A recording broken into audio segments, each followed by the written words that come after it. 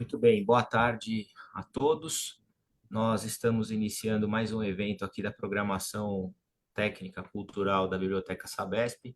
A gente já trouxe alguns eventos aqui de uma natureza bem cultural, né? Falamos do dos Povos Indígenas, no dia 19 do 4. Falamos sobre gastronomia oriental com Marcelo Mick e um especialista no assunto. E dessa vez a gente traz uma abordagem mais técnica, né? Então nós temos uma parceria aí com o Pedro, né, com a Bruna da BTC, e aí eles sinalizaram que tem uma novidade aí para apresentar para a Sabesp, que é o novo software, a nova versão do software de cálculo para tubos de concreto. A gente vai fazer então essa apresentação, ela será mediada pelo nosso colega Marco Aurélio Lima Barbosa, que já vai apresentar os dois, né, tanto o Pedro quanto a Bruna, e logo em seguida o Pedro vai fazer uma apresentação e a Bruna vai mostrar o software. Queria combinar com vocês o seguinte: a gente não vai ter lista de presença, mas a gente vai distribuir do meio para o final do evento uma lista de avaliação, um formulário, né, para vocês avaliarem o evento. Nesse momento, a gente acha bem importante vocês preencherem e a gente convida vocês a preencher, até porque quem preencher é, vai ser contemplado aí com um exemplar do livro Manual de Drenagem da Associação da ABTC, Associação Brasileira dos Fabricantes de Tubos de Concreto, que eles vão gentilmente ceder para todos os que preencherem o formulário. E também nós vamos sortear 3 livros da biblioteca que têm assuntos um pouco diferentes, né? Mas esses vão ser sorteados e a gente vai, não vou falar quais são os livros agora, mas a gente convida todos a ficar até o final e participar desse sorteio e, enfim, interagir bastante ao longo do evento. Como que vai ser a dinâmica, né? O Marco vai fazer a apresentação dos colegas, depois o Pedro vai apresentar e a Bruna. Nesse período todo, pessoal, os microfones vão ficar fechados para que a gente consiga apresentar. Mas fiquem à vontade para colocar todos os comentários no chat aqui, tanto eu quanto o Marco, a gente vai ficar atento para depois levar as perguntas aí para os nossos convidados. E no final a gente pode liberar os microfones para alguém fazer comentário, tirar alguma dúvida. A gente também faz essa rodada mais interativa no final. Tudo bem? Então vamos lá. Marco Aurélio, boa tarde. Ok. Boa tarde a todos, colegas da Sabesp, e demais convidados. Eu vou apresentar inicialmente o Pedro Chamo, que vai fazer uma apresentação conceitual em base a todo o software da BTC. E depois, na sequência, o Pedro terminando, eu faço a apresentação da Bruna, que vai mostrar para a gente aqui as telas e como carregar esse software que define aí a classe do tubo de concreto, ou seja, o dimensionamento dos tubos de concreto para obras em vala a céu aberto, ok? Bom, o Pedro, o engenheiro Pedro, ele é engenheiro civil com mestrado pela Escola Politécnica da USP. Ele foi professor dos cursos de Engenharia e Arquitetura da Universidade Paulista, da Unip, e do curso de pós-graduação da tradicional escola Universidade Mackenzie. Ele é um colega nosso, né? É o filho pródigo que a casa volta. O Pedro entrou na Sabesp em 1981 e se desligou da Sabesp no plano de retenção de conhecimento PRC em 2020. A carreira dele, de uma maneira resumida aqui na Sabesp, ele atuou na superintendência de projetos no início da carreira dele, depois ele foi da superintendência de obras, como gerente de departamento de obras, e depois também foi de gerente de departamento do controle tecnológico de obras da Sabesp, e mais para o final aí ele foi departamento da área de acervo e normalização técnica da empresa. Atualmente ele é professor convidado do curso de Engenharia Civil da Escola Politécnica da USP e é o presidente executivo da ABTC. A ABTC, para quem não conhece, e a Associação Brasileira dos Fabricantes de Tubos de Concreto. Aliás, estou me lembrando aqui, se o Pedro me permite, o trabalho de mestrado dele foi associado também a tubos, não diretamente a tubos de concreto, com a utilização de fibras. E eu tive o privilégio de, durante muitos anos, trabalhar com o Pedro como subordinado dele. E eu classifico como uma das pessoas que eu conheço da Sabesp que mais entende, principalmente da questão de obras, de empreendimentos. Pedro, você está em casa, você sabe disso. Fique à vontade aí, uma boa apresentação para o Pedro e para todos nós. Ok, Marco. Primeiro, muito obrigado para você e para o Alan, para o pessoal da superintendência, está abrindo as portas para a gente estar falando um pouquinho desse software, tá? Eu não quero ser assim, falar muito de teoria, entrar muito a fundo, então eu vou fazer uma apresentação bastante rápida, só para que depois, quando a Bruna for falar do software, as pessoas saibam, na hora que ela mudar de tela, o que, que significa cada parâmetro daquele que tem que entrar no software, né? Esse software é um software desenvolvido final do ano passado, agora, nós praticamente terminamos o desenvolvimento desse software, para facilitar a vida de quem é usuário de tubo de concreto para fazer escolha de classe de resistência de forma correta.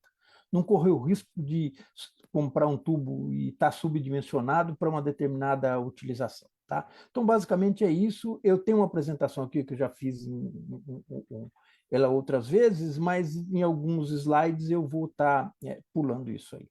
Então, vou colocar a apresentação e já aproveitar enquanto coloco para agradecer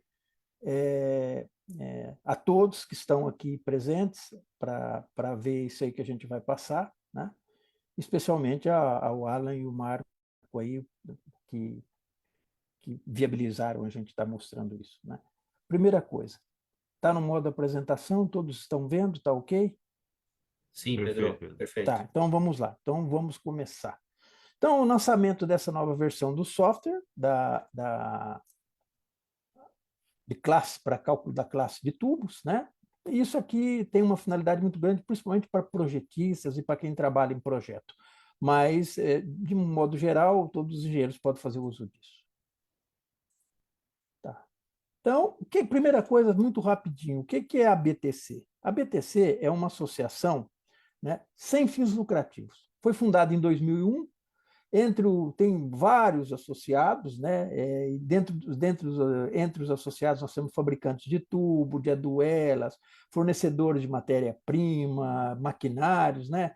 Só para citar alguns exemplos, associações, temos a ABCP, Votorantim, Gerdau, ArcelorMittal, né?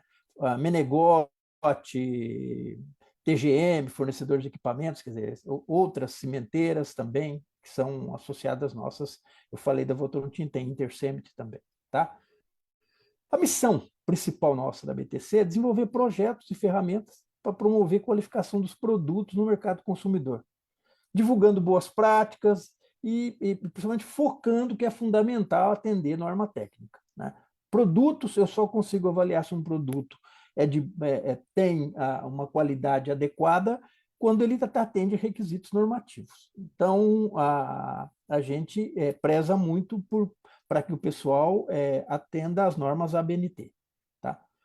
Nas abas do software, tem lá dados de projeto, geometria, instalação, sobrecarga e resultado da classe. Dados de projeto e geometria, por si só, já são autoexplicativos, eu não vou entrar. Na parte de instalação, eu vou mostrar algumas coisas que vão aparecer no software, né, que é importante a gente saber o que é mais ou menos para poder, depois, quando a Bruna passar, não ter problema. Né? Isso aqui eu vou falar de forma rápida. Na verdade, todo esse software está desenvolvido em cima da teoria de Marston. Né? Que isso aí é lá para começaram os estudos lá em 1913. Né? E em 1930 isso ficou praticamente sedimentado. Então nós estamos falando aí de alguma coisa, uma teoria de 1930. Tá? E é empregada até hoje. Né? Então, para a gente poder fazer todo esse modelo teórico, avaliação de ações das cargas que atuam em tubos em vala ou em aterro, método de ensaio para testar a resistência de tubo de concreto, na verdade, a teoria de Marston-Spangler. Tá? O que esse procedimento do Marston engloba? Primeiro, determina a carga que está atuando em cima do tubo, né? Então, quais as cargas que eu tenho em cima de um tubo? O solo, que vai em cima da tubulação, trânsito, quando pode ter ou não. Depois, com essas cargas, existe um fator de equivalência que tem a ver com a base onde eu apoio o tubo, né? Que a gente tem que determinar. E depois de feito isso, a gente tem um ensaio para medir a resistência do tubo. Então, eu determino carga e chego na carga total atuante, escolho a classe de resistência e testo se o tubo tem a ver com isso. Né?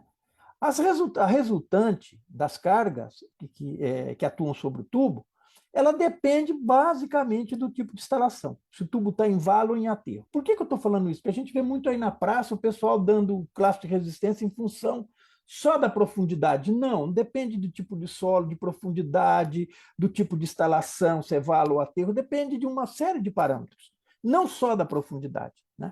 Então, eu estou citando isso aqui porque a gente vê aí algumas tabelas aí que o pessoal só fala na profundidade, e, na verdade, não é isso que conta. Tá? O fator de equivalência toma em conta a base. Então, eu tenho o tipo de instalação, valo ou aterro, e a base, que é definida por um fator de equivalência. Né? E, a partir daí, escolhi a classe, faço o teste, coloco o tubo na prensa e testo para ver se ele resiste àquela carga para o qual ele foi calculado. Qual a grande vantagem de tubo comparada a outras estruturas de concreto? Tubo eu testo em verdadeira grandeza, eu ponho o tubo do tamanho real lá e testo. Eu não tiro o corpo de prova. Uma viga, um pilar, uma laje, a gente molda corpo de prova para poder fazer ensaio. Tubo não, em verdadeira grandeza. Então não tem, errou na hora de retirar a amostra, de fazer o plano de amostragem, não tem nada disso. Você tirou o tubo, pôs na prensa, aplicou a carga, resistiu, não resistiu, está reprovado. Tá? Aí está a tela de instalação do software. Na tela de instalação, né, que vai calcular a carga total, que é a carga de terra, mais outras cargas, depois nós vamos ter uma tela de sobrecarga, que é a parte de carga móvel, tá certo? Alguns parâmetros a gente precisa entrar. Né?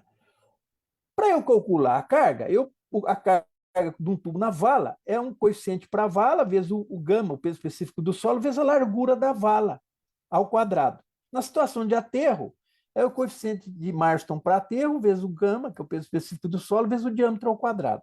Tá? E esses coeficientes, eles dependem da relação H, quanto de terra tem em cima do tubo, e largura, quando é vala. Tá certo? E quando é em aterro, a gente vai ver que depende de outra coisa. Então, a gente, para poder calcular a carga, a gente vai ter que calcular esse CV, ter o gama do solo e largura de vala.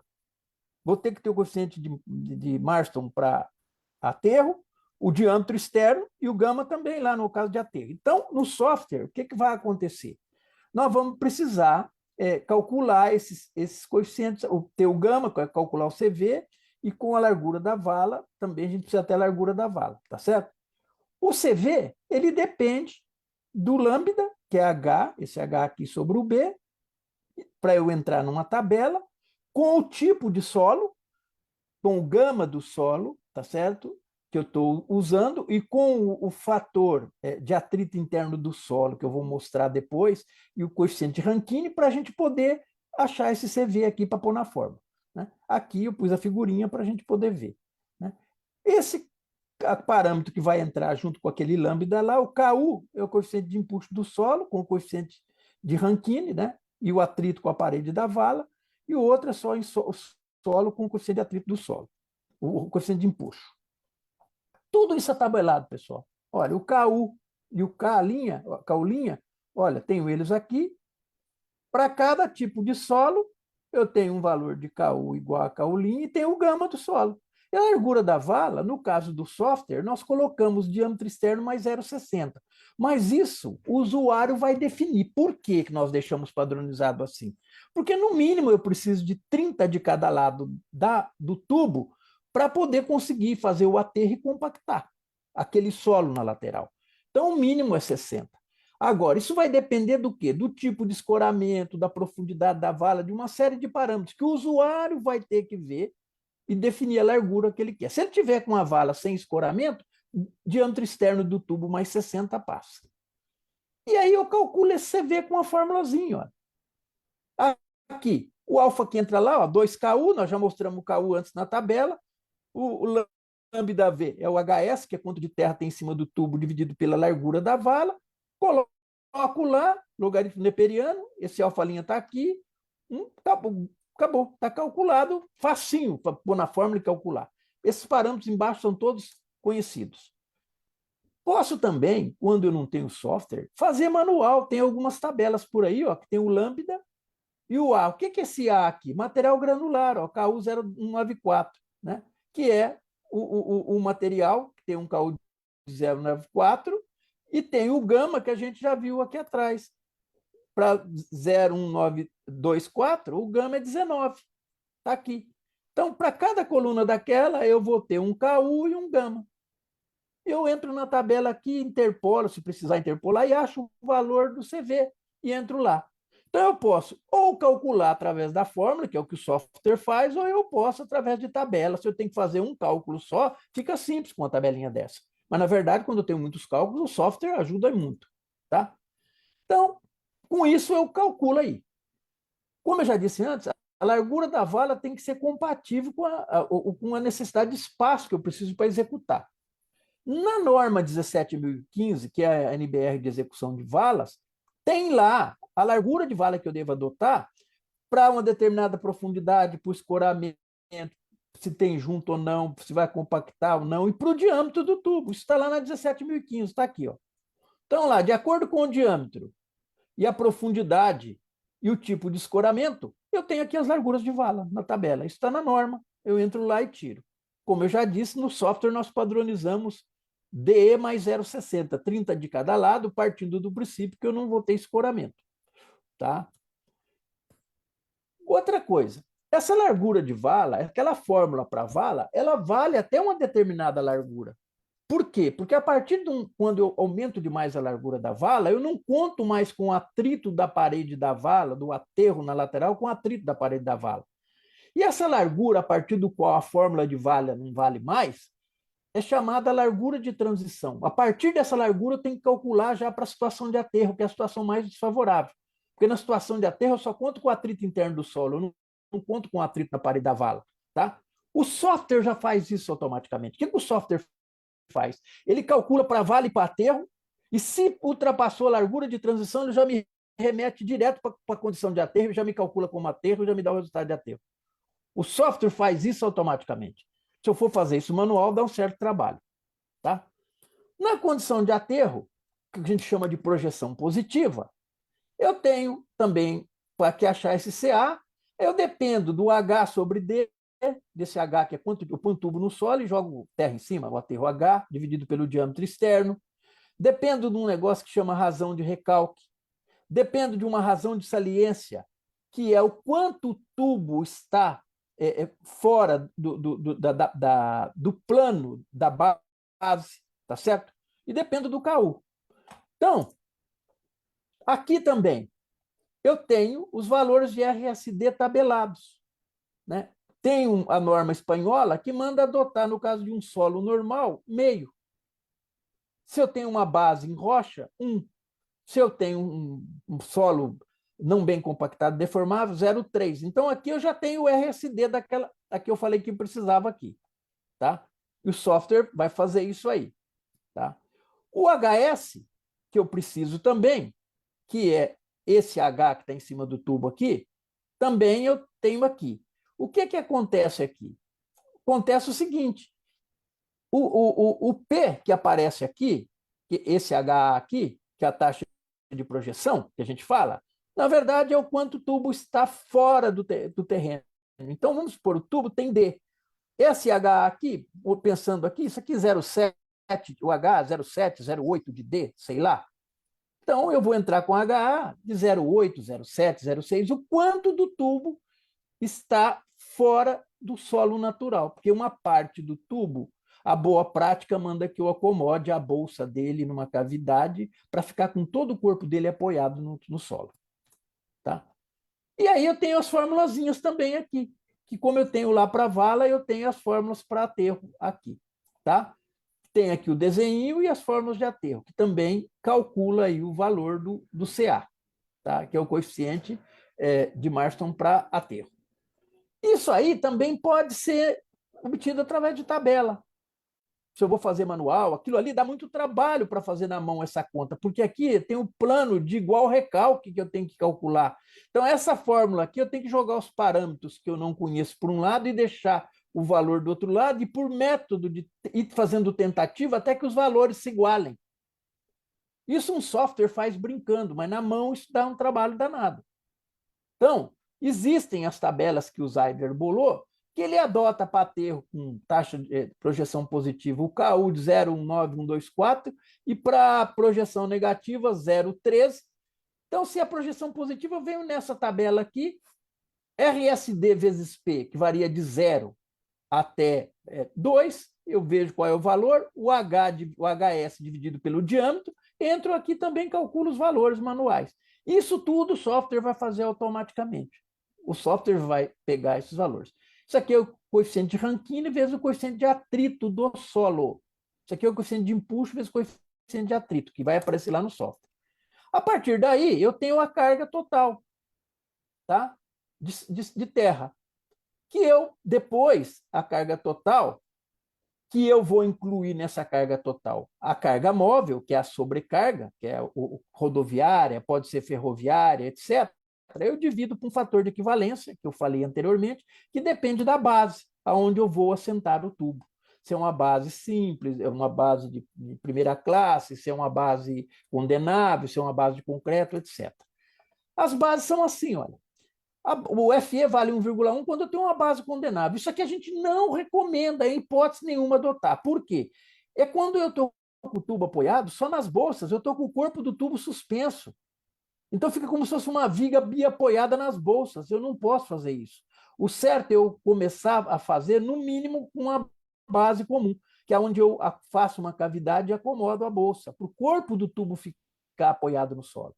Aí eu tenho base de primeira classe, base de concreto, e de acordo com a base eu adoto o FE. O software, na hora que você escolhe o tipo de base, ele já te dá esses valores para você fazer o cálculo.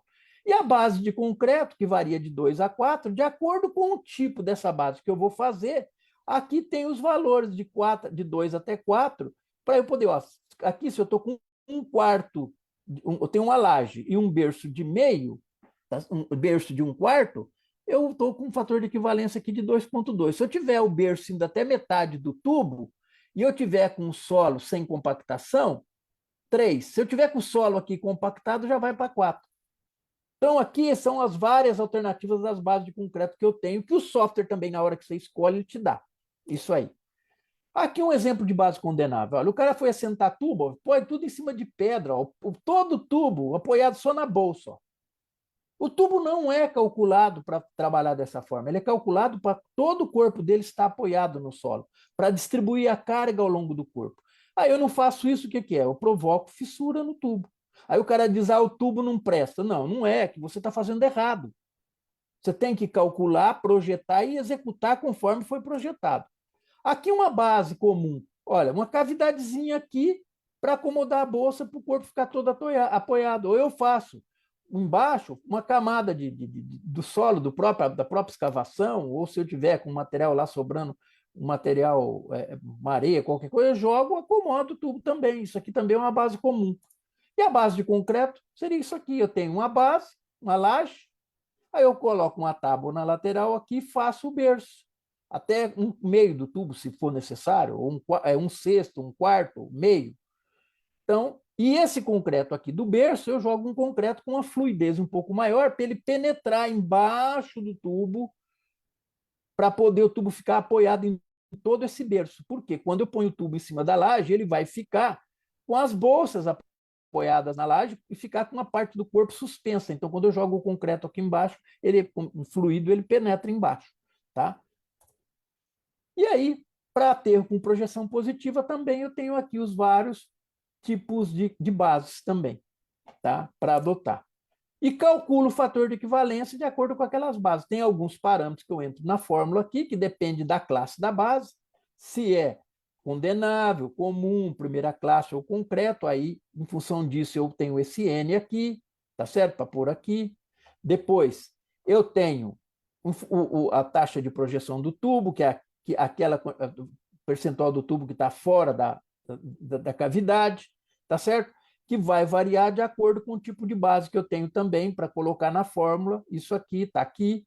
O HS é conhecido, o P eu tiro daqui, o θ é a relação entre as cargas, e esse valor aqui também, taxa de projeção está aqui, e o K é o coeficiente Rankine, que normalmente a gente adota de 0,33. Tudo isso o software vai fazer.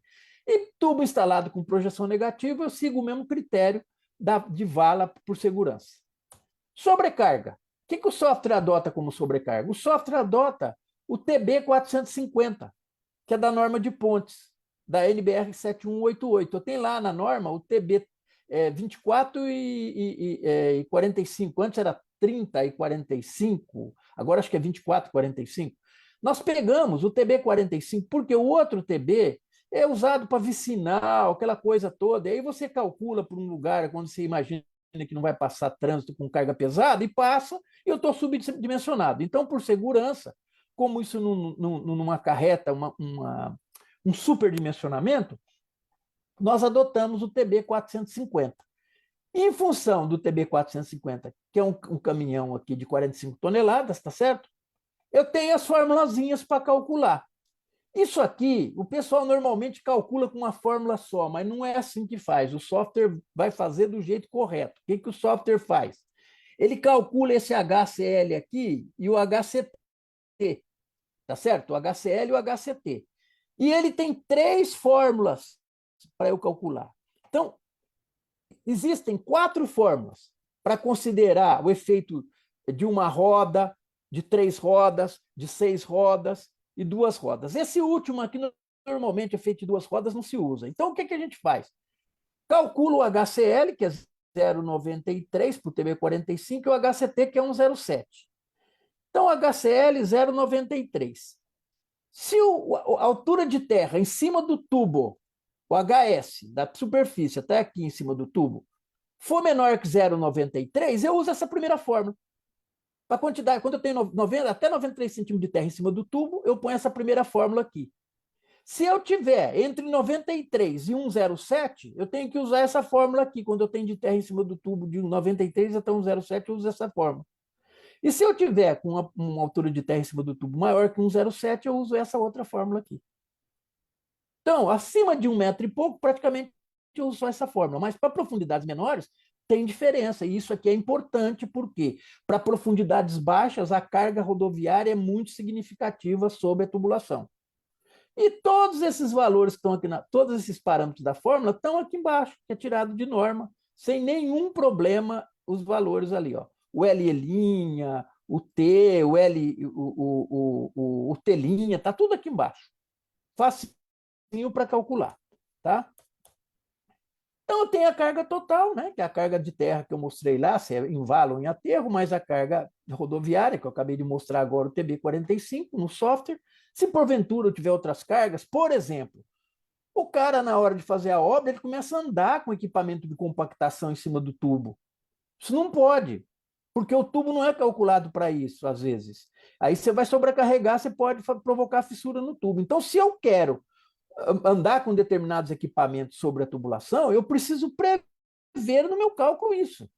Não tem nenhum problema. Estrutura de concreto é igual ao bolo. Eu faço tubo para resistir o que eu quiser, como eu faço uma viga, um pilar, uma laje. O que eu não posso é colocar uma carga em cima de uma estrutura de concreto para o qual ela não foi calculada. Então, tubo de concreto é uma estrutura de concreto. Eu calculo para a situação que eu quiser. Não tem nenhum problema, tá certo? E aí tem gráficos aí na praça que mostra a carga total. Então, eu tenho a carga de veículo, que ela é enorme lá para baixa profundidade e vai diminuindo com a profundidade. Desculpa. E tenho a carga de solo que vai aumentando com a profundidade. E aí a combinação das duas, as resultantes, é essa aqui. Percebam que a resultante mínima está perto de 1,22, 1,20 de profundidade. Por isso que quando a gente faz as nossas normas, na Sabesp existe o livro azul da Sabesp, propõe que na rua onde eu não tenho, quando eu tenho o pavimento definido, a altura sobre a tubulação mínimo de 1 metro. Quando eu tenho, não estou com o grade definido, que eu estou com a rua de terra, que eu vou ter que fazer uma caixa para fazer pavimento, eu largo 1,20 m. Por quê? Eu estou jogando a minha cobertura do tubo para o mais próximo possível da resultante mínima, para eu poder ter a menor incidência de carga sobre a tubulação. Tá? Feito a determinação de carga, tudo isso, o software vai calcular a força em cima do tubo para eu entrar lá na tabela da norma e para achar qual é a classe de resistência. Né?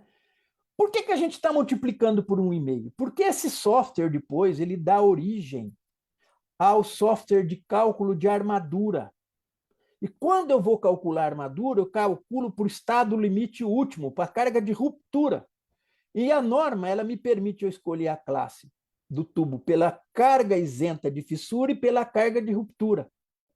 Então, o software já me dá como resultado a carga de ruptura. Eu tenho que sempre entrar na tabela da norma e escolher a carga de ruptura, porque o software a gente já colocou um gama de 1,5 para pegar a carga de ruptura, porque essa carga, quem for depois fazer o cálculo da armadura do tubo, o produtor, ele já usa aí essa classe pela carga de ruptura, tá certo? Então, para evitar de fazer isso tudo na mão, essa questão toda teórica, que precisa ter uma certa familiaridade, a gente bolou esse software. Existia um software anterior, ele estava um pouco confuso, estava assim, não estava com as atualizações de norma que ocorreram, porque houve a atualização da 7480, da norma de aço, da de tela, houveram atualizações, então a gente já deixou isso aqui tudo alinhado com as atualizações de norma, esse software. E uma maneira mais amigável para as pessoas poderem trabalhar de uma maneira simples com o software. Tá? Quando eu achei aquele F, que é a carga de terra mais a carga rodoviária atuando sobre o tubo total, dividido pelo FE, deu o valor lá X, eu venho aqui na tabela para o diâmetro que eu estou vendo e acho, no caso de tubo simples, qual é a classe que eu tenho, se é pluvial simples, classe 1 ou classe 2, esgoto simples. E se for armado, pluvial armado classe 1 até 4, esgoto armado de classe 2, 3 ou 4. Eu venho aqui na tabela de acordo com o diâmetro e a carga que eu calculei, eu acho aqui a classe do tubo que eu preciso escolher para colocar lá na minha obra. Tá certo? Deixa eu ver que horários são para ver se dá tempo de eu mostrar. Dá tempo. Isso aqui é rapidinho. Um exemplo prático. Tá? Então, eu tenho aqui, por exemplo, um tubo de 1.000. Com 2 metros de profundidade, usando toda essa teoria, ele vai me dar uma carga de 59,25 de terra. Carga de terra para um solo de argila saturada, com esse gama de 21, KU de 0,11. Calculou, tá certo? Aí eu vou lá para o mesmo tubo de 1.000, para 2 metros de profundidade, acho a carga rodoviária da 13,65. Então, eu tenho a carga de terra e agora a carga rodoviária. Somando as duas, eu tenho 72,90. Se eu tivesse usando um FE de 1,1, que é uma base condenável, eu teria um F de 66,27, que é a carga que eu teria que entrar lá na tabela da BNT para achar qual é a classe. Se eu tiver usando o fator de equivalência de uma base comum, o FE 1,5, já cairia o F para 48,60. Em vez de dar um PA3, daria um PA2. Se eu tivesse usando uma base de primeira classe, dividiria esse valor por 1,9, daria 38, daria um PA1. Então, percebam que a base tem uma influência grande, porque quanto melhor a base, menos resistente precisa ser meu tubo. Menor é a classe de resistência. Então, pega um PA3 aqui. Deu lá aquele valor, eu preciso de um PA3, aquele valor que deu lá. Tá certo? Que é 66. Porque quando eu tenho 66, eu vou lá, não dá um PA2, precisa ser 90 para poder eu ter o tubo. 48,60, que eu dei o PA2, vou lá, 48,60, não dá 40, precisa ser um PA2, que tem 60 de carga, resiste a 60. Se for dividido por essa base, 38, 36, 38, 36 vai ser um PA1. Aí um PA1 dá. Tá? O que nós vamos fazer depois? Nós vamos montar uma tabela desse tipo para distribuir no mercado para aqueles que não têm uma formação técnica e não querem trabalhar com software para determinadas condições específicas, para situações comuns, correntes que existem aí, para a base comum, para a base de primeira classe e para a base de concreto, nós vamos soltar uma tabelinha dessa na praça, porque qualquer pessoa sabe, o tubo de 1000 com 2 aqui, eu preciso de um PA2 para esse tipo de solo aqui. Um tubo de concreto ponta e bolsa para pluvial, condição de instalação em vala, solo argila, TB45, base comum, largura da vala mínima, que é 0, DE mais 0,60. Tá pronto, o cara não precisa ser engenheiro, não precisa ser nada. Tá? E aqui, quando eu ponho na prensa, para poder fazer um ensaio de compressão, eu vou avaliar as cargas de fissura e ruptura. Calcular da classe, o que eu tenho que fazer? Testar se o tubo atende ou não aquela classe de resistência para o consumidor receber. O consumidor exige que se faça um ensaio, leva o tubo na prensa, testa, para ver se ele passa no ensaio de resistência. Na norma, tem aqui, quando o tubo é simples, como é que testa, o que gráfico dá, quando ele é armado, com reforço secundário de fibra, e quando é com fibra, porque o ensaio com fibra, ele segue um procedimento diferente de aplicação de carga. Eu tenho que carregar, depois segurar por 1 minuto, aí eu carrego de novo, quando ele romper, eu deixo baixar 5%, descarrego tudo. Então, tem um outro procedimento. E a norma trata de tudo isso aqui lá, tá certo? Acho que cumpriu o tempo para a gente poder não ser cansativo e o objetivo maior a Bruna mostrar o software. Esse objetivo disso aqui era, na verdade, a gente mostrar alguns conceitos, porque às vezes tem alguém que não é familiarizado muito com os termos de engenharia, a hora que a Bruna começa a mostrar aqueles parâmetros lá, a pessoa pode ficar em dúvida, tá bom? Então, muito obrigado pela atenção, espero ter atendido as expectativas aí. Agora a Bruna vai tomar a frente para mostrar o software. Obrigado, Pedro. Eu que agradeço. Vou tirar aqui o compartilhamento.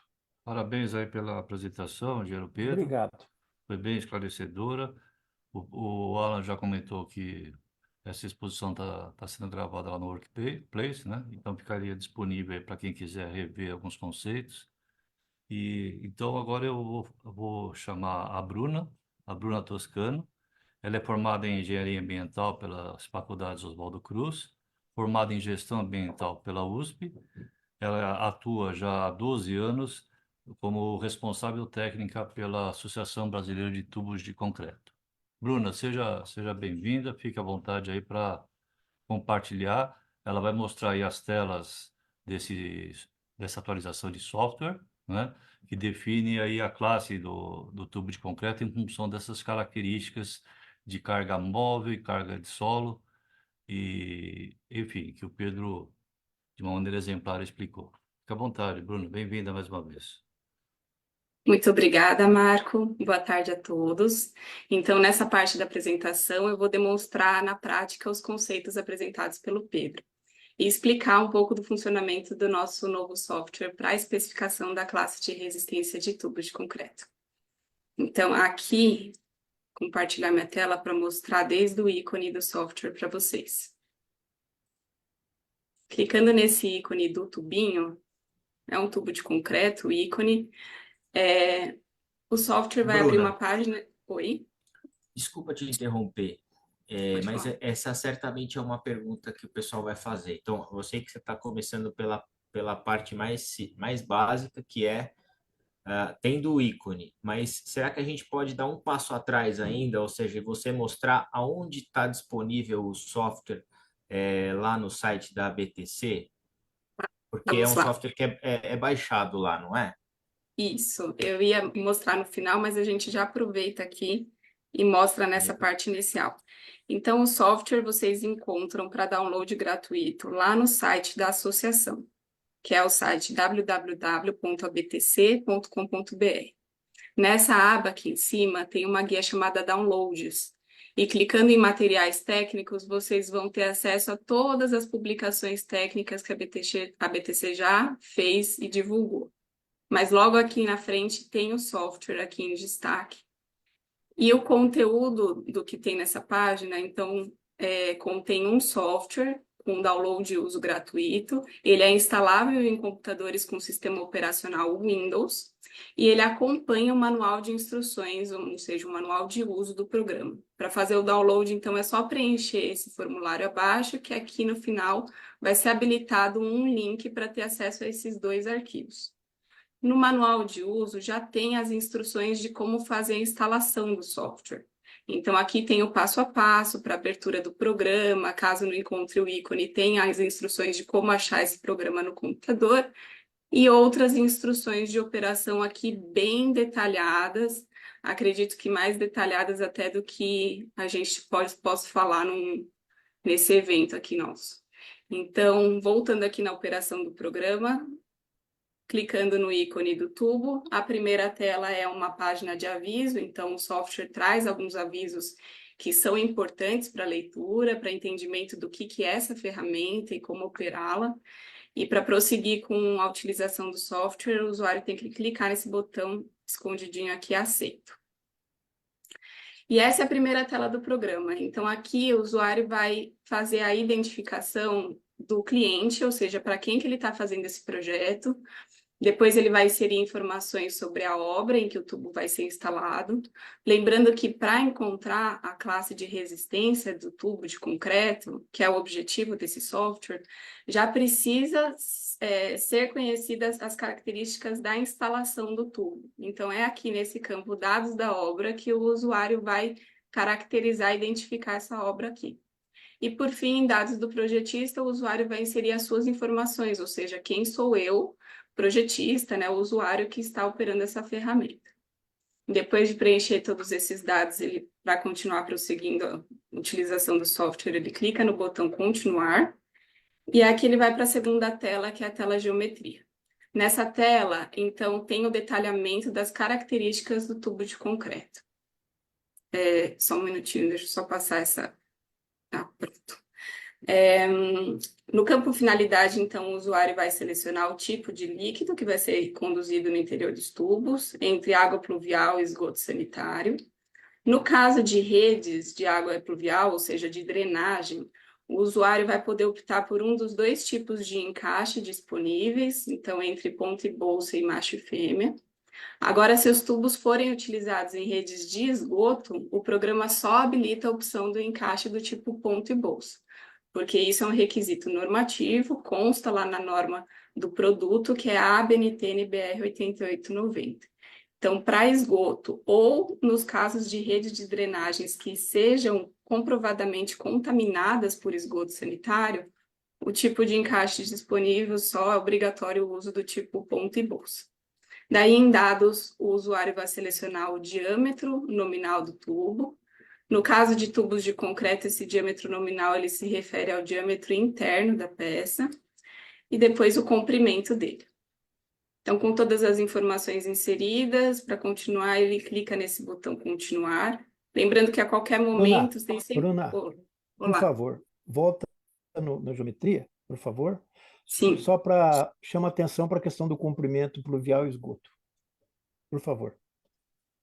Comprimento pluvial, tem opções aqui. Então, assim... Isso. Pode falar. Assim como você falou do que é o ponto o anel de borracha, junta elástica é só para esgoto, no caso de pluvial, os comprimentos variam. No caso de esgoto, há uma restrição de comprimentos menores. Exato. Exatamente. Como o Pedro falou, isso também é um requisito normativo. Normativo, tá.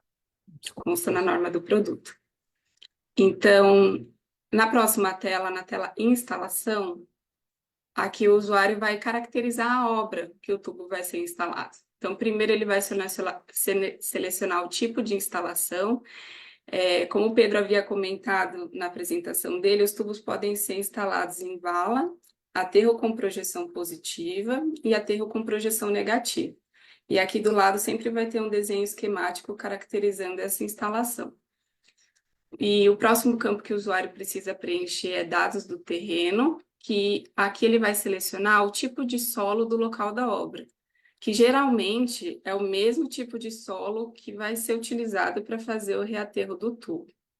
Então, lá quando o Pedro falou sobre peso específico e KU, é aqui que o usuário vê essas informações de cada tipo de solo, e caso nenhuma das opções que o programa traga aqui reflita as condições de obra, o usuário pode clicar em definido pelo usuário e esses campos são abertos para edição. Ele pode selecionar e inserir as informações manualmente aqui. Próxima etapa, então, é preencher dados de instalação. Aqui ele vai colocar a altura de terra sobre o tubo, que é a altura de terra de recobrimento da tubulação, e a largura da vala, que no caso de vala. Então, o Pedro tinha falado que o programa já vem com uma largura mínima execuível pré-preenchida, que ela é uma largura que permita uma adequada compactação na lateral dos tubos, mas o usuário pode selecionar aqui outro valor, conforme o que mais lhe convém. Em determinação da largura de vala, então, o usuário pode selecionar outras opções de tipologias de vala, caso a situação da obra não seja vala com talude vertical contínuo. E aqui, se a vala for com talude inclinado, ele também pode selecionar o ângulo de inclinação desse talude aqui. Um momento. E aí, a próxima etapa, então, é definir o tipo de base. Então, aqui, o tipo de base se refere ao berço sobre os quais os tubos vão ser assentados. E aqui no software sempre vai ter essas 4 opções. Cada uma delas vai vir com um desenho esquemático ao lado e uma observação em formato de texto abaixo. Então, da situação mais crítica para mais favorável, nós temos a base condenável, que é aquelas que os tubos são colocados ali no fundo da vala sem nenhum cuidado, então não é um tipo de base recomendada. Depois temos a base comum, que os tubos são colocados com cuidados simples, onde é feita uma conformação para que a parte da bolsa do tubo fique apoiada e permita uma distribuição de esforços de forma uniforme, que é o que o Pedro mencionou, sem ter os pontos de concentração de tensão ao longo do comprimento do tubo. Depois nós temos a base de primeira classe, que além de ter essa conformação na região da bolsa, o envolvimento da tubulação é feito com materiais de granulação fina, devidamente compactados, e o melhor tipo de base possível é a base de concreto. São quando os tubos são assentados sobre um berço de concreto de FCK mínimo de 15 MPa. E aqui no caso de base de concreto, na condição de vala ou aterro em projeção negativa, o usuário tem a liberdade de escolher a forma executiva desse berço. Então, aqui do lado, clicando no botão fator de equivalência, ele vai selecionar qual que é a melhor forma executiva de acordo com as condições que ele tem em obra. Cada forma executiva tem o seu fator de equivalência próprio. Então, preenchendo todas as informações nessa tela, clicando no botão continuar, já falo sobre esse aviso. O usuário vai entrar na aba sobrecarga. Então, aqui na natureza da sobrecarga, ele tem algumas opções disponíveis entre rodoviária, ferroviária, aeroviária, definida pelo usuário, ou em casos raríssimos, excepcionais, sobrecarga nula ou desprezível, que é quando não vai passar nada em cima da rede de tubos depois de instalado. Isso realmente são casos excepcionais. Então, em sobrecarga rodoviária, o Pedro mencionou que o programa traz a opção do TB 450, conforme a norma 7188, e aqui os dados desse veículo, como peso específico do veículo, peso de cada roda, distância entre eixos, aparecem aqui. As sobrecargas ferroviária e aeroviária, o programa recomenda que se recorra à bibliografia especializada, porque essas sobrecargas são muito excepcionais e variam muito por conta das diferenças estruturais de tamanho de veículos possíveis. Lá no manual de utilização do programa, a gente cita essa bibliografia. E o usuário também pode definir algum tipo de carga única sobre os tubos, que habilita um campo onde ele pode inserir essa informação manualmente. Então, essa é a última tela que o usuário vai ter para poder inserir informações antes do software fazer o cálculo do tubo. Se ele quiser retornar e mudar algum dado inserido anteriormente, ele navega por esses botões aqui embaixo, continuar e retornar. Clicando no botão calcular, então, o software vai para a última tela, onde ele vai mostrar os resultados dos processamentos feitos. Aqui nesse primeiro quadrado em vermelho, ele aparece os resultados das cargas de terra e carga móvel, respectivamente calculados aqui nas abas de instalação e sobrecarga. E nesse segundo quadrado vermelho, ele aparece a resistência necessária para o produto, essa resistência necessária para o tubo. E nesse terceiro quadrado, ele aparece, então, o resultado, onde que essa resistência necessária se enquadra no intervalo entre tubos armados e tubos simples, que comparativamente ele pega as referências lá na norma do produto, na 8890, para apresentar as cargas desse intervalo aqui para o usuário. E o último quadrado, que é, na verdade, o objetivo do software, que é apresentar a classe de resistência do produto. Essa classe, então, como o Pedro falou, ela é uma nomenclatura que o tubo precisa ter, é um dos parâmetros mais importantes para a identificação de um tubo de concreto no momento da compra. Sempre que for feita uma cotação de um tubo de concreto ou uma compra junto com algum fabricante, alguns parâmetros básicos precisam ser informados para a adequada cotação. Então, o primeiro parâmetro básico é o diâmetro nominal, o segundo é a classe de resistência, para saber o quanto de carga que o tubo vai aguentar na obra. E o terceiro parâmetro básico é o tipo de encaixe, se é ponta e bolso, macho e fêmea. Então, esse é o objetivo final, então, é dar essa classe de resistência do software, e aqui ao lado, na direita, o usuário tem algumas ferramentas que ele pode utilizar. Então, aqui ele pode gerar um relatório do processamento, aqui ele visualiza todas as informações inseridas anteriormente, ele consegue visualizar nessa tela, navegando aqui entre os botões superiores. Ele pode imprimir, selecionando a impressora que mais lhe convém aqui, ou ele pode gerar um PDF. E aqui em gerar um PDF, ele salva na pasta que ele quiser. Na opção editar dados, o usuário é redirecionado lá para a tela geometria, com todas as informações que ele inseriu anteriormente preenchidas. Então, aqui, se ele quiser alterar alguma coisa, vou alterar aqui a altura de terra, a 5 metros. Ele consegue alterar, e para refazer o cálculo, ele tem que obrigatoriamente passar por essa tela sobrecarga e clicar em calcular. Esses dois botões de baixo da tabela de compressão diametral de tubos simples e armados são campos dentro do software que o usuário vai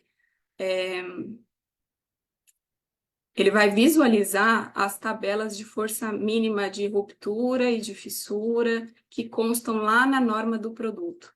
Então, aqui o software só importa essas tabelas como a título informativo para o usuário checar as informações que aparecem aqui nesses campos. E no botão calcular um novo projeto, já mostro para vocês, ele é redirecionado ali para a página dados do projeto, só que com todas as informações em branco.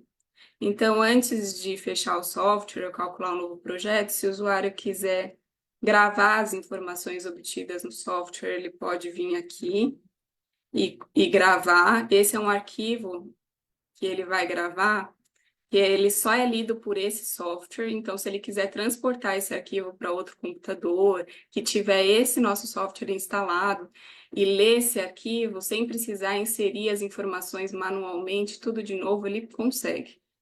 Então, em calcular novo projeto, como eu falei, ele redireciona para a primeira página, só que, todos os campos em branco. Então, aqui, se ele quiser seguir, ele precisa preencher de novo tudo. Então, em abrir dados do tubo, ele pode importar o arquivo anteriormente gravado, e assim que ele importa, todas as informações que ele já tinha feito de cálculo aparecem pré-preenchidas. Então, voltando aqui no campo que eu havia falado, que eu mencionava para vocês antes, Pedro explicou que existe uma largura mínima de transição para valas, onde a bibliografia teórica fala que, se exceder essa largura, precisa ser calculado como aterro, por conta das condições de instalação. E aqui o programa faz essa diferenciação no cálculo. Então, esse aviso que eu falei que eu ia explicar posteriormente para vocês é só um aviso de notificação para o usuário, falando que houve, então, que essas condições de instalação caracterizam essa mudança de cálculo, mas o usuário não precisa se preocupar, porque o software já faz essa alteração automaticamente. E o interessante é que o software é bem transparente, então aqui no relatório ele vem com algumas observações de cálculo. Entre elas tem uma observação que o cálculo aqui nesse caso foi feito para condição de aterro e avisando o usuário caso ele queira mudar essa forma de instalação. Então, acredito que era isso. Já falei sobre o acesso do software. Os nossos contatos vocês obtiveram lá na apresentação do Pedro. Estamos à disposição para dúvidas e agradecemos aqui a oportunidade de participação nesse evento. Excelente apresentação, doutora Bruna. O software realmente ele é bastante interessante. Eu achei, por exemplo, muito bacana aquela questão de você também ir projetando a imagem do tipo de bola que você está, né, para reforçar o conceito. E só para confirmar, esse acesso ao software ele está aberto aí sem custos para os colaboradores da Sabesp, é isso mesmo, né? Exatamente. Download e uso do programa são gratuitos e o uso do programa também é irrestrito. Então, instalando em qualquer computador, o usuário pode continuar utilizando esse programa indefinidamente. Perfeito. Esse é outro avanço, Marco, que aconteceu do software anterior para esse. O software anterior, quando fizeram, colocaram uma chave que a cada número de utilizações tinha que pedir. Um software desse não tem que ter bloqueio nenhum. Isso para ajudar o mercado a projetar corretamente a classe do tubo. Então, para que criar bloqueio? O objetivo é deixar à disposição do usuário, para que o usuário tenha uma ferramenta para usar de maneira que a gente não incorra em erros de estar especificando uma classe de tubo que não seja adequada para aquele tipo de aplicação. Então, esse tipo de coisa eu acho que é fundamental para o mercado, porque você fica bloqueando, criando senha, aquela coisa toda, você dificulta o uso de uma coisa que você deveria, na verdade, facilitar. Isso é para facilitar a vida. Senão você começa a dificultar muito, o cara fica indo atrás de livro, tabela, aquela coisa toda, se você tem um software que vai facilitar a vida de todo mundo. Então, o espírito é esse, liberou geral. Quem precisar, e se tiver dúvida sobre a utilização, se tiver alguma dificuldade, o papel nosso na BTC é, tecnicamente, dar o apoio que for necessário. A gente está lá na BTC para fazer isso. Ok. Bom, o Alan, a gente podia, né, e deve agora abrir para perguntas. Você quer fazer algum comentário sobre essa etapa agora Sim, final? Marcão. Eu acho que eu primeiro queria parabenizar, né, o Pedro e a Bruna pela ótima apresentação. Também parabenizar pela iniciativa de ter um software gratuito, né? Se não fosse gratuito, a Sabesp ia dar um jeito de comprar licença, mas gratuito é mais interessante, né? Então, parabéns aí pela iniciativa. Isso gera engajamento, colaboração em cima. Com certeza vai ter colegas que vão utilizar e a gente vai poder trocar ideias, né, figurinhas. Temos o contato de vocês.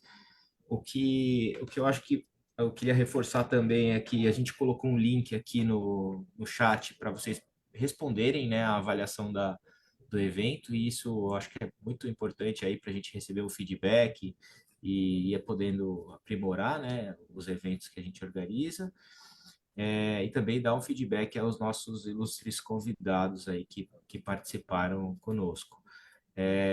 Eu deixaria aqui um momento aberto, né? Ó, se alguém quiser fazer alguma pergunta, ficou com dúvida em relação a algum ponto, podem, por favor, aí desbloquear o microfone e perguntar, né? Se tiver qualquer ponto que vocês queiram saber mais, vamos aproveitar a presença do Pedro e da Bruna. Eu Há gostaria, alguma Alan, pergunta? de abrir aí a etapa de Ah, perguntas. então vamos Não é lá, bem uma Marcão. pergunta, é uma observação que o Pedro fez que eu achei bastante interessante, Porque todo esse conceito, esses fundamentos de cálculo estão baseados no TB 450, né? Da norma. E tem TBs inferiores. E aí o Pedro comentou de uma maneira bastante assertiva, falou, a gente até poderia, em algumas situações, vai uma cidade de pequeno porte, e dificilmente você teria um caminhão de 45 toneladas, a gente entrar com um TB inferior. Só que aí tem a primeira questão que o Pedro colocou, eu gostaria que ele voltasse nesse assunto, que é o seguinte, nós estamos trabalhando a favor da segurança, e mesmo que se adotasse um TB inferior, provavelmente iria levar para a mesma classe de tubo, ou pelo menos, né, e aí o Pedro tem bastante experiência em obra, a minha preocupação é, você tem uma rede de esgoto, e aí você tem uma rua com pouco movimento, mas ela continua, depois atravessa uma avenida. Quem é que garante que esse empreiteiro comprando tubos de duas classes diferentes, ele não vai trocar na obra, na correria? E vai acabar instalando um tubo de menor resistência para uma solicitação móvel maior. Pedro, se você puder comentar, mas foi bastante Ô, bem Marco, alertado. é isso que você falou. Na verdade, a norma 7188 ela foi revisada, agora só tem duas classes de resistência. Ela larga lá outra classe de resistência, acho que eu não lembro se é TB 24 ou 30, você lembra, Bruna?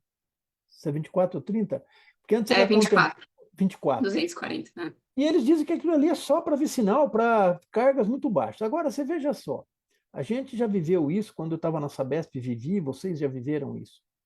Você tem um interceptor, você faz num fundo de vale. Aquilo lá, às vezes, não tem nada lá, é um fundo de vale só com vegetação nativa. No futuro, o cara resolve pegar e fazer uma avenida ali na Mardal, limpa tudo e faz sei lá, uma via lá. E aí como é que fica? Então, e outra coisa, quando você compara e você vê o TB, isso não vai dar um acréscimo de carga muito significativo, de maneira que se altere a classe do tubo, né? E tem um superdimensionamento. Dá para fazer com a classe inferior se quiser? Dá. Só que no programa a gente fechou no TB 45 por questões de segurança. Agora, se alguém quiser falar, não, eu quero colocar o outro TB lá, que é o 24, ele pode fazer, não tem nenhum problema. Assim como eu comentei lá da questão das bases, né? A gente recomenda não fazer base condenável. Agora, não, eu lá na obra, os caras fazem de qualquer jeito, eu não quero correr risco nenhum, porque senão eu falo para o cara acomodar a bolsa lá, ele não acomoda, eu vou calcular como condenável. Eu vou estar superdimensionando, jogando uma classe de resistência para cima. Pode até dar uma classe de resistência especial, que eu não tenho nem na norma. Simplesmente porque eu estou admitindo que faça de qualquer jeito. A gente sabe que a maioria dos problemas acontece por causa de descompasso entre o que eu projeto e o que faz. Você projeta uma coisa, você vai lá na obra, o cara está fazendo outra. Então, eu acho que na obra você precisa tomar os mínimos cuidados para poder estar um pouquinho alinhado com o projeto, no mínimo. Porque senão, por que adianta você fazer o projeto? Você faz um projeto, chega lá na obra, o cara faz tudo diferente do projeto. Então, a base condenável que eu falei, a gente não aconselha a usar. Porque não é uma boa prática. Tem na literatura? Tem, mas não é uma boa prática. Para que eu vou fazer um negócio que eu sei que pode dar problema depois?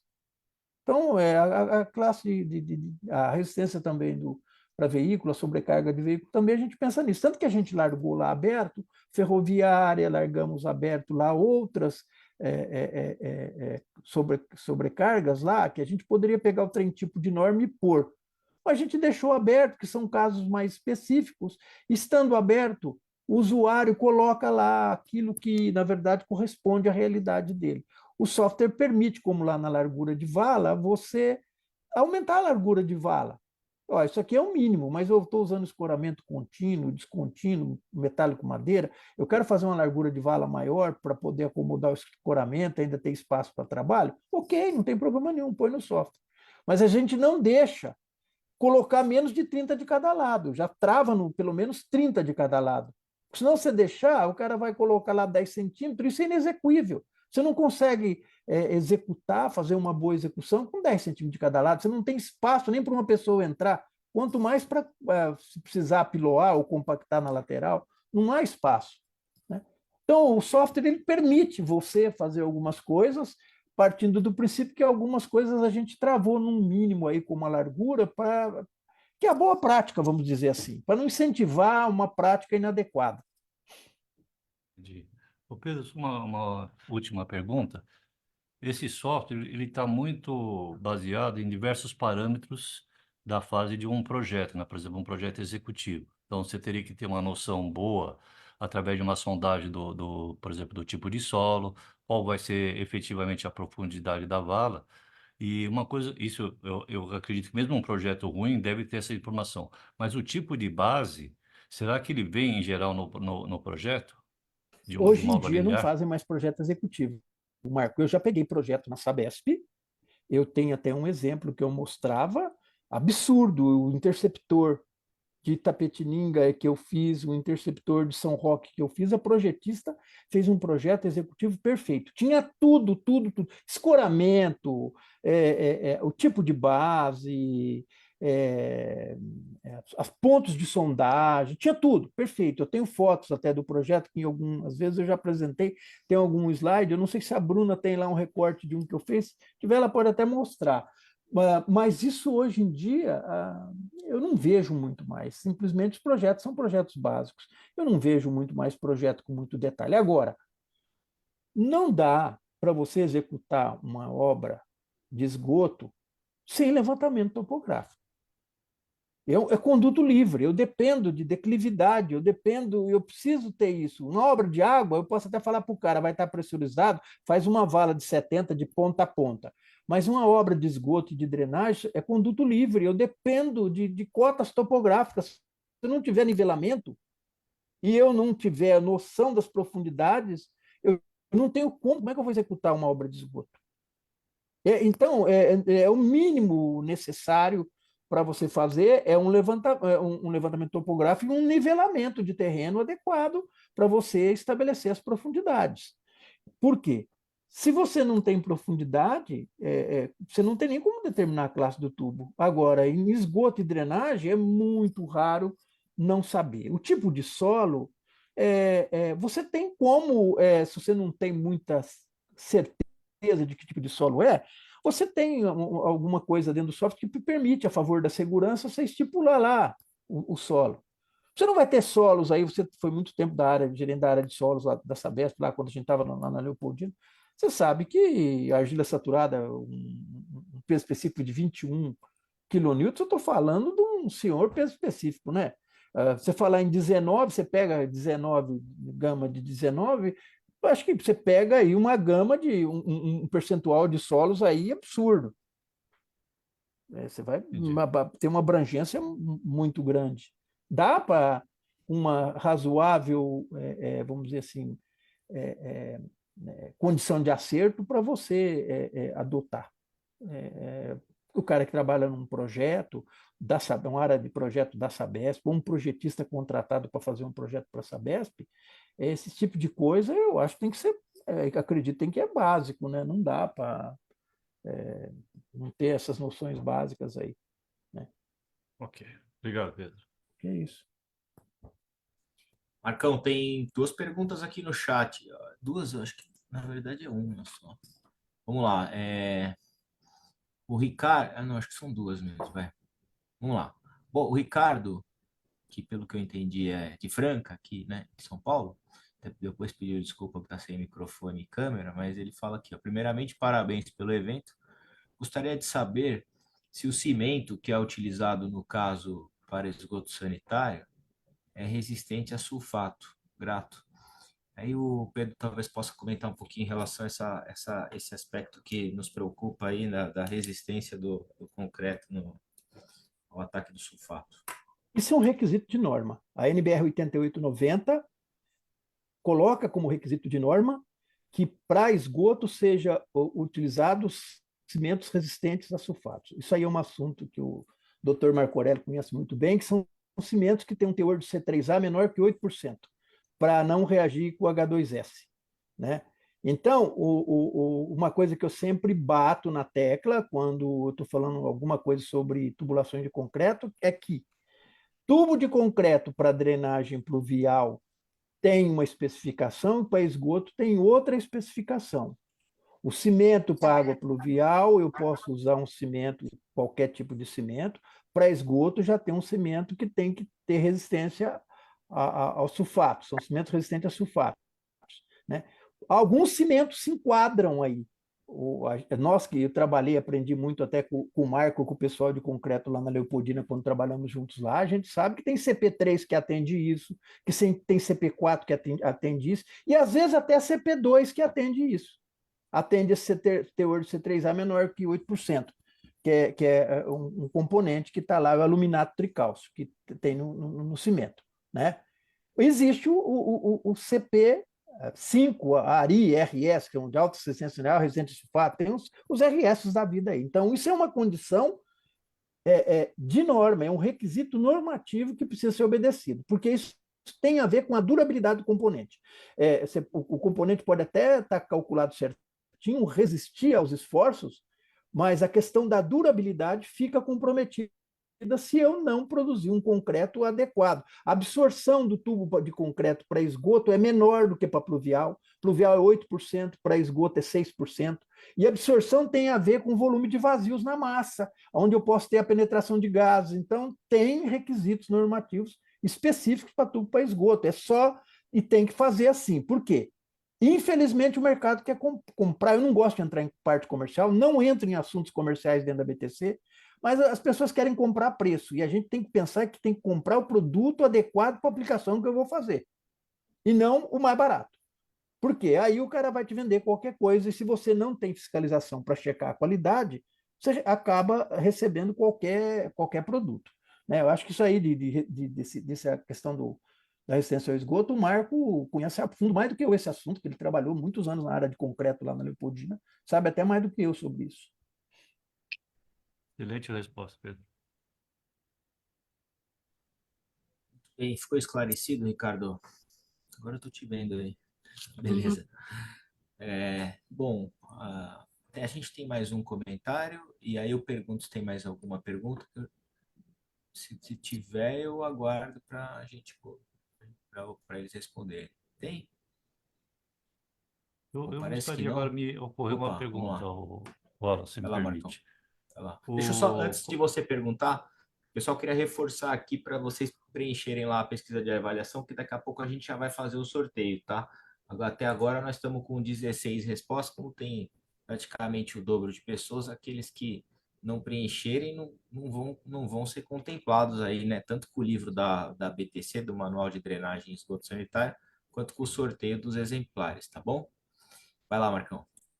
não, o Pedro, quando estava exemplificando as bases condenáveis, ele fez um comentário interessante, porque, veja, mesmo que você coloque uma base de concreto, né, sob o tubo de concreto, se o corpo do tubo não estiver apoiado, ele trabalha Perfeito. como viga. E aí vai a minha pergunta, em parte da ignorância que eu tenho também sobre a execução de obras. A gente sabe que em obras de esgoto são usadas às vezes lajes de concreto pré-moldadas, né? Antigamente era tudo moldado em loco. O exemplo que o Pedro deu aqui na tela dele, no slide, era um concreto moldado em loco, que aí fica claro, ele até comentou, que é importante que aquele concreto faça o enchimento para que não haja aquele vazio, transformando o tubo numa viga, vamos dizer assim, biapoiada. No caso de concreto pré-moldado, não haveria esse risco, Pedro, do fulano colocar uma Não, laje? faz o berço, né, Marco? O berço. Teria que Você fazer o usou uma berço, la... né? O berço é condição fundamental. Tem que fazer berço. Senão, Isso é praxe do DENIT, praxe geral. Você faz a laje e o berço. Normalmente é lastro, laje e berço. Não se faz só laje. Eu, particularmente, nunca vi na minha vida, no meu tempo de obra, eu nunca vi. É lastro, laje e berço. O berço é fundamental. Você não precisa fazer berço até meio do tubo. Se você fizer 1/6, por quê? A parte mais desfavorável na compactação do tubo, quando você está fazendo uma obra de vala, é o que ele chama a zona do reverso, que é aquela parte lá embaixo onde ele faz a curvinha ali, que é aquela parte dele que apoia, uma espécie de um triângulo lá no final, lá embaixo. Você traçar uma perpendicular pela lateral do tubo e a perpendicular da laje lá embaixo, você vai ver que lá embaixo, no final, sobra um vazio na beira do tubo. Eu não sei se eu consigo mostrar, não, que a gente chama zona de reverso. Ali é a zona mais difícil, inclusive de compactação, que mesmo você não fazendo laje, o lastro, laje, berço, é uma área que você tem que se preocupar com o apiloamento no momento de fazer o aterro. Então, o berço é fundamental. Você pode fazer, não precisa fazer um berço de 1/4 do tubo, 1/4 do diâmetro, meio do diâmetro. Pode fazer 1/6 e está dentro daquela condição lá de um fator de equivalência de 2. Excelente, obrigado. Eu estou procurando umas fotos para exemplificar isso que o Pedro está falando. Só um momentinho.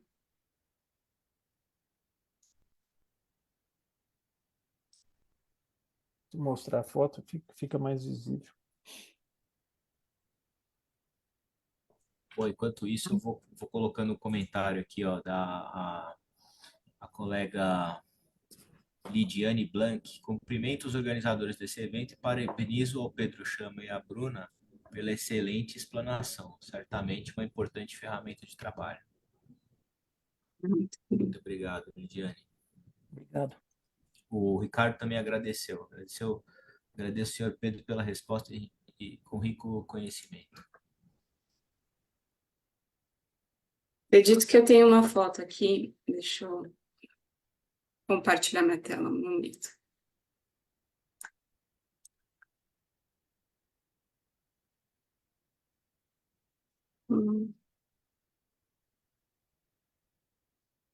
Essa então, vocês conseguem ver a foto?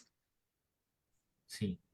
Sim, essa então é uma foto só da laje, é isso que o Pedro falou, que o berço pode ser executado depois, então aqui o berço ainda vai ser executado para acomodar as pontas dos tubos, e aqui a gente tem uma foto já com o berço feito em cima da laje. Aqui no caso acho que foi optado até fazer um berço até a metade do Isso é obra do diâmetro. Denit aí. Isso aí é um bueiro de Talveg, do Denit, onde eles levaram até metade do tubo. E como era tubo também com junta rígida, eles fizeram uma forminha lá e fizeram o rejuntamento na junta lá, puseram uma espessura de concreto até maior, porque fizeram fazer até um pouco maior, né? Então perceba que Definitivamente. aí está subindo o berço até quase metade do tubo, praticamente. Um berço desse dá para você usar um fator de equivalência tranquilo de 3. Você diminui a carga, a classe do tubo de maneira significativa. Você pode sair de um PA3 para um PA1, por exemplo, lá no caso deles. Né? Poxa. E como o Pedro havia falado, aqui no software ele te dá a opção, então, para você selecionar a situação. Aqui você vai colocar a situação de obra, mas você também pode selecionar as condições menos favoráveis para fazer o cálculo do tubo. O Pedro havia comentado de selecionar uma argila saturada aqui como uma condição menos favorável, porque o peso específico desse solo é maior. E aqui na base o usuário também tem a opção. Então, conforme a qualidade da base aqui apresentada pelo programa, ele pode selecionar as opções menos favoráveis para o cálculo. Então, uma base de concreto já seria uma opção bem favorável e uma base comum, uma base condenável, que é o mais encontrado, é uma opção mais desfavorável. Ele também tem essa opção de calcular a favor da segurança conforme lhe convém. Tá bom. Bom, quero agradecer de novo aí, parabéns Pedro, parabéns Obrigado, Bruna, viu? parabéns a BTC. Quero também parabenizar o nosso colega Marco Aurélio aqui, para nós também foi uma forma de homenagear, né, pela belíssima carreira dele na Sabesp, já tá se desligando no PDI aí na semana, não a próxima, na outra. Mas a gente tem sempre um aprendizado enorme aí com os colegas que passaram pela Sabesp, que deixam legados, como Pedro, como Marco. Para nós é muito inspirador ter profissionais como vocês na empresa. Então, queremos agradecer e parabenizar aí pela carreira e pelo legado, e é isso que faz a Sabesp ser essa empresa de excelência que nós temos. A BTC, muito obrigado pela parceria e com certeza a gente vai trazer mais temáticas aí que foram muito ricas e muito enriquecedoras aqui para a gente conseguir evoluir. Muito obrigado a todos, desejo um excelente fim de semana para vocês. Um abraço. Obrigado para todos Nós que vocês. agradecemos. Obrigado, Pedro. Obrigado a todos Parabéns. vocês. Tá? Um abraço. Obrigado. Parabéns, Pedro, pela apresentação. Ô, Takayama, um abraço, viu? Prazer. Abraço. Valeu, Muito Pedro. boa. Valeu, Alan. Valeu, pessoal. Valeu, Valeu. oi, tudo Tchau, tchau. bem? Tchau, boa tarde. Não, é que na verdade...